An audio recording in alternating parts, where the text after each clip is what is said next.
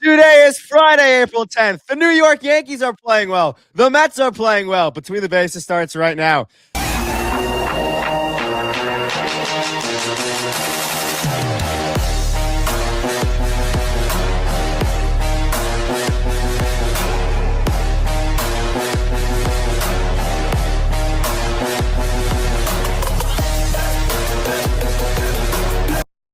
Hello, everyone, and welcome back to a new episode of Between the Bases podcast. It's the first episode of the 2026 baseball season. My name's Noak, alongside is Michael Walk. We've been very busy the past 2 weeks, but we're here. We're going to recap the past 2 weeks. We're talking Yankees. We're talking Mets. We're talking storylines. Michael, how you doing? I'm doing great. We have been very, very busy over the past few weeks. We haven't been able to, get the regular Friday video out. We missed a lot, right? There's a lot to talk about, but I think we're kind of just gonna go full like storylines. Kind of just like recapping what's been going on, just like specific players, records, teams, whatever it is. But it's gonna be a fun episode because there's a lot to talk about. Yeah, so I'm going to start off with the New York Yankees. The shades are on today. We're living the good life as Yankee fans. It's how the season always starts out. We always start out, or I shouldn't say we, it's the New York Yankees. People get mad when I say we over here. The New York Yankees always start out really hot. April and May, they're always the best team in the league. June, July, August, they start to slump. September, they get their act together. In October, they get spanked again. But for right now, we're in April. So we're in the beginning of the cycle. But the Yankees are playing well. I know the last 3 games, everyone's going to say, they didn't get a hit. They didn't score a run in the last 17 innings they played. They had 1 hit yesterday against Jeffrey Springs. Yes, baseball happens sometimes. You're not going to win every series you play. But besides for that, they swept the Giants to start the year. They took 2 or 3 from the Mariners, then took 2 or 3 from the Marlins. Yes, I know they lost 2 or 3 to the A's, but now we got a series against the Rays. You take a series against the Rays, and the last 3 games don't matter for the Oakland Athletics or the Sacramento Athletics, whatever you want to call them these days. But you want to talk about the Mets? Yeah, I guess I'll just mention the Yankees a little bit here. I feel like there's a lot to talk about here. You haven't been getting the same production out of a lot of the guys you'd expect. I do want to mention my guy, while I obviously hate the Yankees, it's Ben Rice. Man, what a season. We saw what he was doing last season, but he's only gotten better from here. Now, I do want to say, there's the category of when you're a star, right? And you're one of the top 20 players in the league.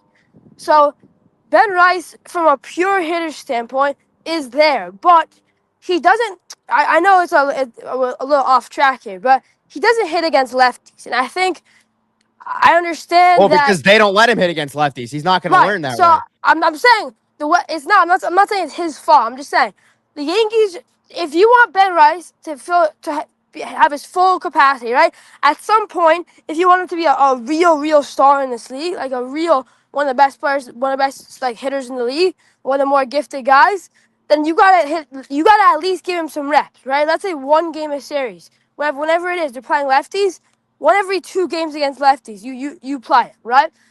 And realistically, I know Paul Goldschmidt's good against lefties, but just stop playing Paul Goldschmidt. It's just annoying, and I feel like Ben Rice, at some point he's gonna have to learn, and I think it's a good time to start now, especially when come October we saw there were games where Booney he wasn't hesitant to play Goldschmidt over Rice even in the playoffs when you had that good of a hitter on your team.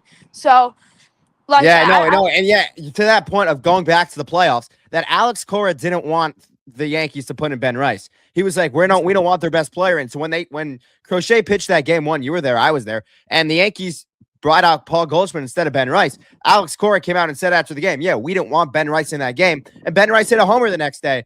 But I guess I'll give my thoughts on Ben Rice, that as someone that gets to watch Ben Rice every day for 7 months out of the year, that last year kind of felt that Yankee fans knew what type of talent he had. Obviously the stats didn't land in a place he would like.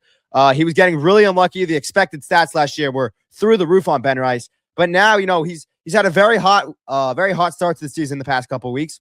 And it kind of feels like I was watching MLB Network the other day, and it kind of feels like the way that people are talking about him now outside of Yankee land is he's a superstar. And that is exciting to see, because for Yankee fans, we haven't seen the Yankees develop a hitter coming up through the Yankee system since Aaron Judge. Austin Wells, we thought he might be that. He's kind of been solid. He hasn't been an elite hitter. Volpe hasn't been what they thought he was going to be. There are a few other busts along the way, but Ben Rice, he seems to be the guy now that the Yankees have developed. And Aaron Judge is getting old. He's not getting any younger. And I think Ben Rice is going to be the next. I don't know if he's going to be the next captain of the New York Yankees, but he's going to be the next face of the franchise. But Yeah, I talk. mean, Yeah. yeah. I mean, I just want to highlight a little bit more about what some of the Yankees guys have been doing. I feel like, as expected, Grisham's definitely taking a step back. I think. Yeah, but Grisham getting on pace. He's getting yes, he's getting paid $22 million a year, but he's getting on pace in front of Aaron Judge. And once Aaron Judge starts getting the big knocks, I know he hasn't performed as he's been. I mean, he's hitting what 250 on the year. But I think once he starts getting his hits in, you're gonna really see Trent Grisham's value go through the roof. Yeah, I mean, obviously, Judge, we don't really need to talk about Judge because we know what he's going to end with and we know what he's going to be. But I kind of just want to talk about one specific guy. I mean, by the way, Stanton's been an absolute beast. I mean, I know he hasn't been, unbelievable the past few games, but, just even the behind the hood has been outstanding. Some of the best of his career for Stanton. So he's due for a huge year.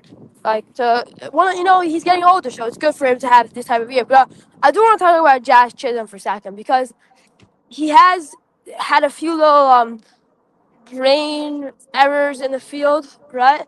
And that's unlike Jazz. I know he's very stylish, but he likes to be. He doesn't when he makes mistakes. He never does it again, right? He's very accountable for his actions. He understands what he does, and he takes that stuff very, very seriously. And I mean, at the plate, I'm a big Jazz Chisholm guy. I know people think he's this overrated, but he steals bats. He good contact, and he hits home runs. He has had a slow start to the season. I'm expecting Jazz to pick it up, and they need him in that lineup, especially when, the depth for the Yankees so far. We know Ryan McMahon has had just a dreadful season.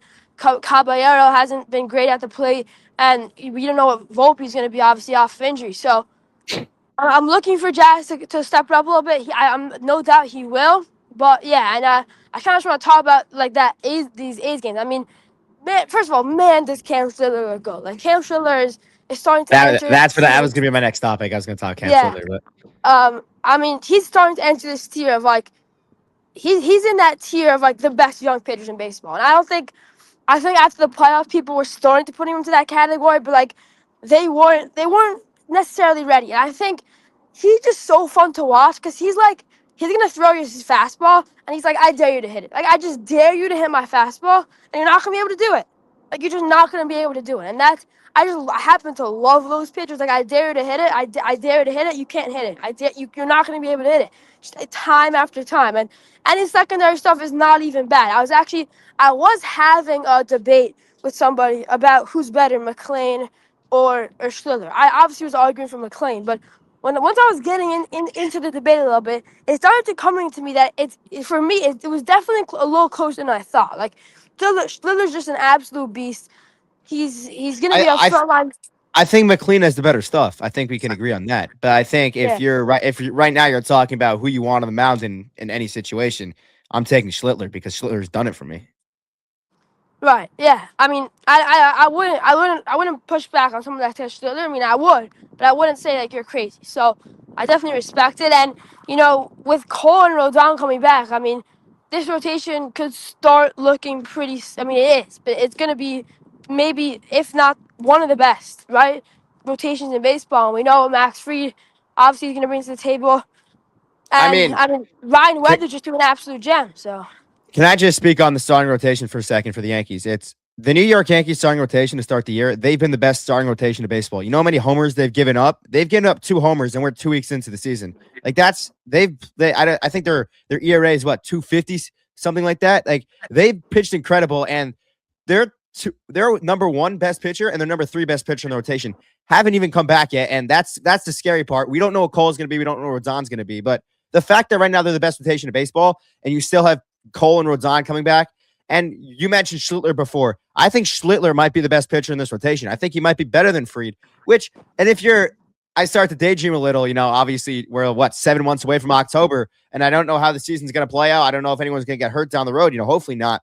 But if you're fully healthy in October, what does a ALDS series look like? How are you matching up your pitchers? Do you go Cole game 1, Fried game 2? Because I think Schlittler might get a call game 2. Because if when you get into those ALDSs, one of Rodon, Schlittler, and Fried is not starting. I think Cole is a That's lock for game, but depending unless Cole yeah. has a horrible season, I think Cole's a lock for game one.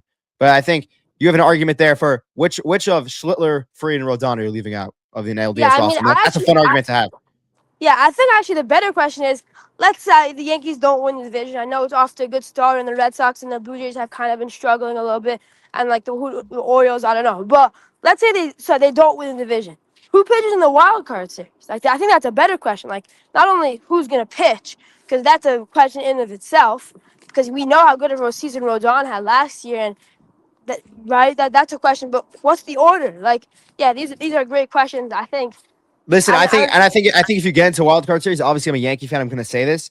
I think the Yankees are a team you do not want to face in a 3-game set because I don't care of if you course have not. Yeah. Cole, Schlittler, Fried, or Rodon. Those are 4 guys that could be aces for you. Like it's like when you play the Pirates. I don't care how good their offense is. If you have to get into a 3-game wild card set and you have to face Skeens, Jared Jones, Bubba Chandler, Braxton Ashcraft, Mitch Keller, one of those guys. I don't think you're going to win a series like that. And I would not want to face the Yankees. But talk to me about your New York Mets. Obviously, you guys are 7-6. A kind of slow start out of the gate for you guys. Take me through what it's like in Mets land right now. Yeah, I mean, man, was I just jolly after opening day. Like that was just the environment was spectacular. The hitting was out of this world, and I was like, man, if we could just get this, for at least one or two games a series, right? We should be winning every single series that we play, right? And I feel like there's a low pressure, right? Because that insane first game, and then on Shabbos that game, right, or Saturday, Lou Bob hits an absolute nuke for the walk off, and then Sunday, I different was at that story. game Sunday. I was at that game. Yeah, so was I. That was a terrible send, right? But right, that's the first series, and I think there's a lot of things to emphasize in that first series where obviously Bichette, I'm gonna get to him talk about him, and just the overall consistency of this team. I think we've seen it over the start of the season that we almost have like one good game in a series, and then like we kind of just disappear. We just saw it in the most recent series against the Diamondbacks. I mean, that first game, immaculate, right? And then on Saturday, I don't know exactly know what happened. Obviously, David Peterson has had a really slow start, the longest tenured Met. Funny enough. I think Peterson, he's lost. He doesn't he throws that sinker too much, which is not a good pitch for him anymore. He's got to start going back to the slider, start throwing the fastballs more. Um, but yeah, I mean, I'll start from the pitching end. Actually, I think so. That's Peterson. I mean, we saw what McLean was able to do yesterday. Like the clips that people have been throwing out of McLean, like showing about McLean, have just been ridiculous. The movement on his pitches, it literally looks like it's a foot off the plate, and it's just going right in on the corner. And you saw he punched out Ketel Marte looking last night, and that guy, he was like stunned. He was like, "What the hell just happened?" Right? Like he couldn't believe his eyes what he was seeing.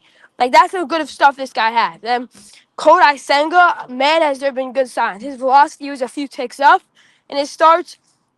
His ghost fork, it builds off the fastball, right? When his fastball is going, his ghost fork is generally going. So there's high ups, and Clay Holmes. I mean, man, has Clay Holmes been good? Like we couldn't ask for more from that guy. He goes out there and he just deals. We always win when he's on the mound. Um, I feel like a highlight of this team. Obviously, Soto's on the IL right now, which is definitely not going to help. The best hitter on this team and the best player on this team. But it's Lindor this season, and I just want to say that I was just literally a few minutes before I got on this podcast, just talking about with other Mets fans who were saying that Lindor is not good. He's overrated, right? He's good, but he's overrated, right? And it's just year after year where you just have to expect this slow start from Lindor, and it's annoying that people are looking at the stats early from Lindor because we know what he's going to be. We know the great hitters in this league we know when they're going to slump, right? We know I mean, Lindor's going to everyone's gonna slump. It's a marathon, not a sprint. You're not gonna be hot a full buck 62. Aaron Judge, who had the greatest hitting season we've seen in quite some time, slump last year at some point. Right. You're not gonna be hot every game. Right, and we know when players generally slump. We know Lindor slumps at the beginning of the season. We know Judge starts to slump at the end of the season, right? In October. Okay, Famously call out. famously like Curtis Granderson and Robinson Cano, they slumped at the beginning of the season. So like, Julio Rodriguez obviously always has a bad first half. So we know when these guys are gonna happen, and I'm just tired of people thinking of Lindor as this like strong. Obviously, he's struggling right now, but he's he's also coming off a handmade injury, which is not gonna help whatsoever, right?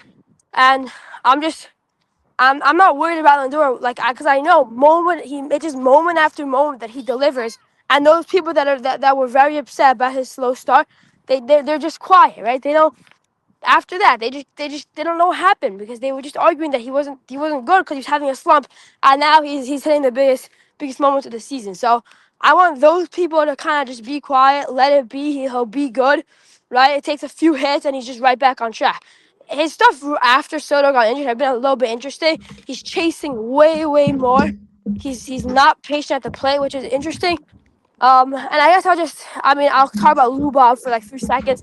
Man, this guy's been on my list. The guys that I've won on the Mets for a long time, and he's lived up to it this season. I mean, we know he hit the only homer last night after he had that drop in center field. He hit that walk off. He's really one of the only guys that are consistently night in night out getting consistent hits. So.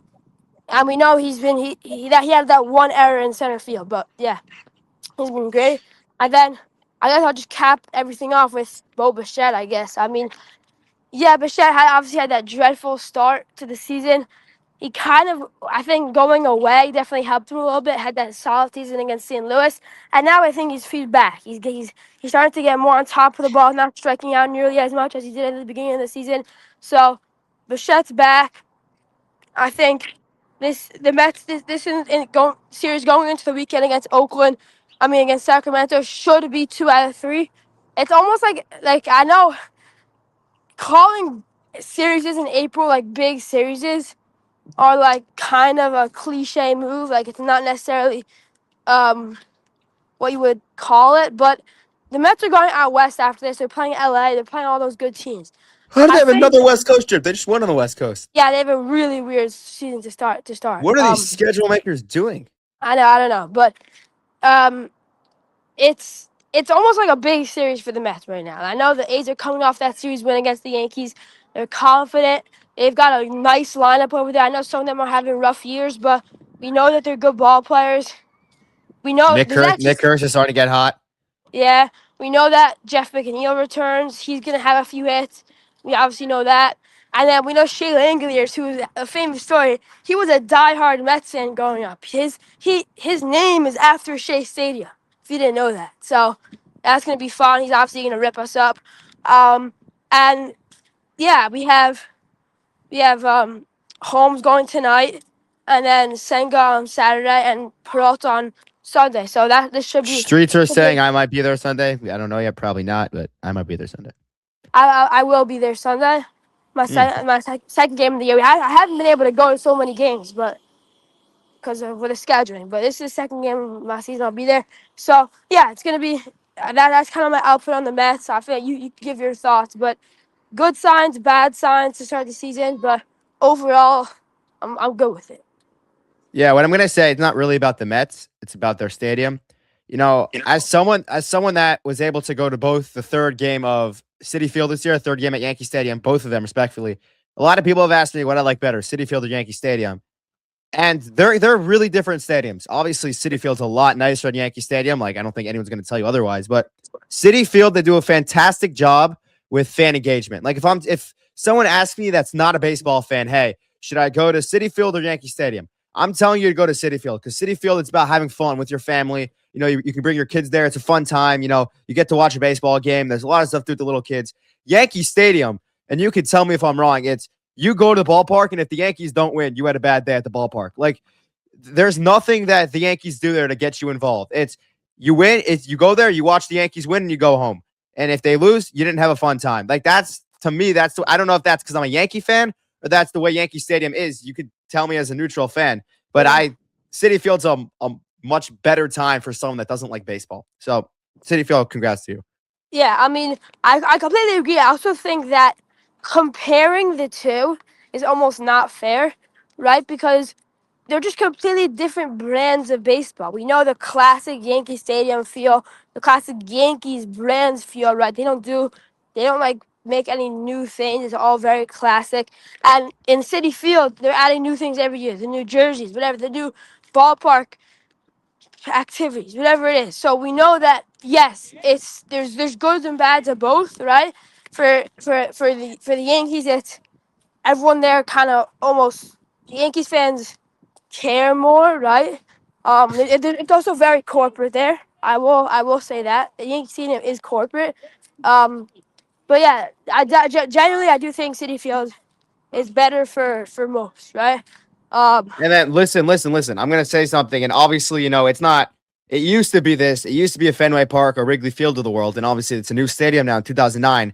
But I think the Yankees have done a great job at bringing the old stadium. I've never been. I just got to clarify this. I've never been to the old stadium, but I think they've done a good job of bringing the old stadium to the new stadium, and that when you walk into Yankee Stadium, you feel the history. Obviously, again, it's not the same building, but you feel the history of the New York Yankees. You feel who the New York Yankees are. You see you look out to center field, you see Monument Park. You see the championship banners all around the field. You're there, you feel the history, you feel what it's like to be a New York Yankee, where City Field doesn't have that because the play on the field has been completely different than the Yankees. And yeah, for sure. I guess I'll just want to wrap it up with just some major league. you want to talk storylines. ABS? You want to talk ABS? Because Yeah, I have that I'll written talk down. ABS for a second. It's actually kind of funny that the Yankees have been pretty bad at ABS. Like they're like some of the worst in the league. It's kind of funny. We Well, saw, they started off one of the best. yeah, they started off one of the best. Yeah, Ben Rice has been not good at that. Funnily enough, he's like, Yeah, Ben Rice has had those moments, and you like because he challenged a pitch the other day right down the middle, and he gave yeah, you one of those faces that like he got embarrassed in front of 50,000 people, and I was like, yeah. Benny, come on, man. Yeah, there's gonna be those people that are just emotionally charged to it and almost feel the need to challenge in some situations. But there's some guys that I feel like aren't being aggressive enough. Right, they're kind of scared if they're like lower in the lineup to challenge. Aaron Judge. Um, and there's also Aaron Boone has been giving more rules to it than other managers. I feel like than across baseball. He's been saying don't challenge unless you're 100% sure. Right, I think he said that. So that's interesting. In terms of the Mets, there hasn't been like huge storylines. Peralta's actually been pretty good at it from the pitcher standpoint. So Well, that's pretty cool. the pitchers have been the worst. You're not going to see pitchers challenged Yeah, a exactly. lot. Yeah, you're probably gonna stop. I saw something that um, there's a hot take that I saw that there's not going to be one pitcher that challenges a pitch after August because everyone's just going to Well, realize the way the pitchers land, you're not looking at the strikes. You're not viewing the strike zone straight. You land on an angle. You're also like spun around. You don't see the ball. I mean, you do, but right. like a weird Exactly. angle. I would obviously trust the catcher way more if I was a manager. I generally say never challenge for the pitcher. We've seen that when the pitcher challenges, it's like way off sometimes, which is also embarrassing. So, and also they also do they tend to get more emotionally charged than the hitter and especially the catcher. So yeah, I mean, there's been an ABS to end the game, which was cool. Yeah, I mean, I think overall there's probably going to be tweaks to it, but a big success to start. I think the fact that it's only a part. I do like that it's only a part of the zone that needs to touch for it to be a strike. Although I do think that there's a chance that they would change that rule almost to make it so that the majority of the ball needs to be in the zone for it to be a strike. I'm not sure. I haven't really thought about it so much, but I think that could be a potential change. It's funny that people are kind of getting much smaller for their strike zones to be smaller, like Jose Altuve and other guys. So it's it's great so far, and I think if we want to wrap it up with two more storylines, I guess we could do that. Okay. I'll just give my thoughts on ABS first. I've been loving ABS. I think it's fun. When you see the guys tap their helmets. And I think it does. Like people want a full automatic strike zone. No, I don't want that. I like that. I like the aspect of hey, like not every pitch is being challenged, I like that. These borderline calls could sometimes be strikes, sometimes be balls. I don't want to take away the human element part of the game. Again, I'm not a player on the field, so I don't really have a good say in that. But I've been loving it, and I think we have a good respect now for umpires. I think most of the times now we're seeing guys get these calls wrong, and then umpires have a really hard job, and they get the calls right most times. So I think besides CB Buckner, who, by the way, shout out to you because I don't understand that one where what's his name? I forgot who it was. The first base at first base. His foot touched the middle of the bag, and he said, Cool. "Nope, you didn't touch first base, dude." CB Buckner, what is we doing? What are we doing, Man, CB? he wasn't looking. There's no way he was looking at the base, right? Like there's just no I don't shot. think. Yeah, he couldn't have been. He couldn't have been. How? I don't understand. But I guess I want to talk about that Jose Soler fight for a second. That was pretty cool. We don't see those too often, and they each got suspended against his former team too. Yeah, they each got suspended 7 times, 7 games. Soler, I thought, should have gotten more, and I thought that Reynaldo Lopez should have gotten less. I mean, he didn't really do anything. There weren't really any other instigators like there usually are, which is. But it's also funny that Jorge Soler like owns Reynaldo Lopez, so he hit a homer in that game as well. So he kind of like threw him inside twice, and then they fought. So.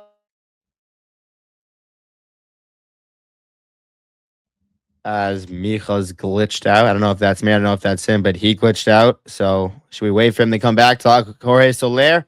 Or am I'll just talk about the rookies for a second. You know, obviously Chase the Lauder, he has a weird swing, but he's been raking. McGonigal's been raking. Carson Bench has not. I don't know where that came from. JJ Weatherholt, Sal Stewart, you know, those 4 have really been raking. You know, in terms of rookies, I think the next wave of superstars in the MLB, you know, is in a great spot. I'm looking forward to it. But I don't really have notes down on that because I didn't know we were talking other storylines today. I thought we were just talking Yankees Mets as Micha has now left. But thank you guys for watching. I might be at the Yankee game next Sunday, so if you're there, come say what's up. I'm always happy to see you.